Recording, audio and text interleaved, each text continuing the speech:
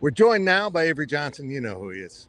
He's kind of famous. How you doing? Good, how are A you? little more settled this year at your second one?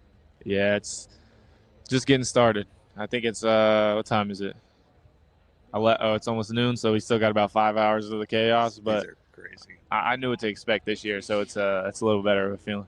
How is Avery Johnson different this year as opposed to last year when you were out in Las Vegas? When I was what in the off season? Yeah, in Las Vegas a year Oh, ago. Vegas. I'm probably like 10 or 12 pounds heavier than where I was at this time last year. Um, Physically, I think in every aspect, bigger, faster, stronger than I was a year ago. Mentally, just more comfortable, more settled. Things are slowing down for me, and then just more confident. Like the pieces I have around me, it's the best supporting cast I could ask for. Offensive line wise, like I spent some time with those guys this summer. It's a great group we got put together, led by TP. TP's doing a great job with those guys, um, and then just excited to see those guys compete for me this fall. And then don't even get me started on the skill positions. I mean, Yeah. we have 5 or 6 tight ends like that are going to rotate and play a lot of snaps for me this year. Um, Spearheaded by Oaks, and he's getting those guys ready to go. And then running backs and receivers, best receiving core I think I've played with since I've been at K-State. And then Dylan and Joe are both ready for breakout years. So really excited just to get on the field with those guys, because whenever I hear those names, it just makes me realize how easy my job can be this year. I think what happened at the Rape Bowl was great for fans, but it had to build a lot of confidence in the offense that without DJ, you guys were fine. You had to kind of reinvent yourself a little bit, but you found what works, and it's kind of fun what works. Yeah, I think it was just credit to Coach Riles in that game and really understanding what type of runs that Dylan would have the most success with, and really just knowing his personnel right there, and getting Dylan on the edge in a whole bunch of situations to show like, yeah, this isn't going to be the same type of back that DJ is, and it's going to be different type of run plays, but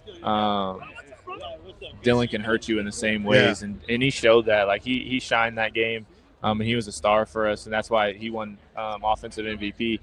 But really just shows you that whoever's ready, it's next man up mentality, and Dylan was ready for his opportunity right there, and he shined. So we're excited to see what he does whenever he gets his opportunity to start 12 plus 13 plus games this year.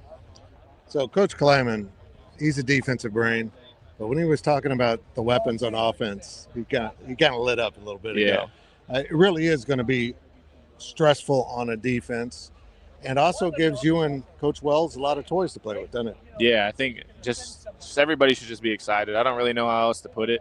As far as receivers go, we got some guys out the portal that can really go, and then when you add that to Jace coming back again this year, and we have young guys that haven't got their opportunities to play on Saturdays, meaningful snaps yet, but have been preparing and doing a really good job as well. So I think this receiver group is going to be really polished this year and really do a good job, but just got to continue to not be complacent, continue to work and build those chemistry and those relationships so that we can really be effective passing the ball.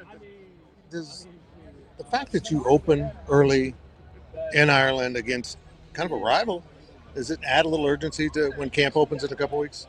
Yeah, I think there's no more playing around. Like, we can't miss days. Every practice is important. Every meeting is important.